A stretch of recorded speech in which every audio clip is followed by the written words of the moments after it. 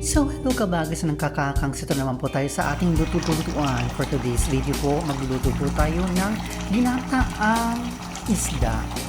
Bago po tayo magkata, ipapaksi po muna natin ang ating isda para mas malasa. So yan po yung ingredients. Ilalagay ko po yung ibang ingredients sa ilalim para mas malasa po siya. Ma-absorb po ng isda natin. And then ilagay na po natin ang ating isda.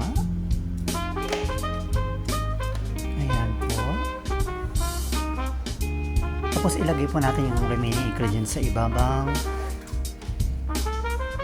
Ayan. So lagyan ko po ng paminta, ng chili powder, ng asin, and lastly suka. Ayan.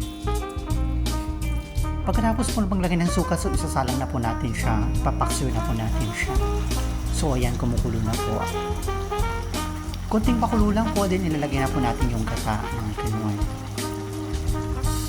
So yan po, ilagay ko na po yung gata. Tapos i-continuous lang po natin yung pakuluan para ma-absorb lang po yung isda yung gata natin hanggang sa kumuti po yung sabaw para malasa po yung ating ginataan. Ayan po. Tikman po natin. Kung kulang po, maglagay po ng asin. Kung okay na siya. Lutuin lang po natin ng continuous. So, there you go. Ready na po ang ating ginataang isda na pinapsiw. So, yan po. Salamat po sa panonood.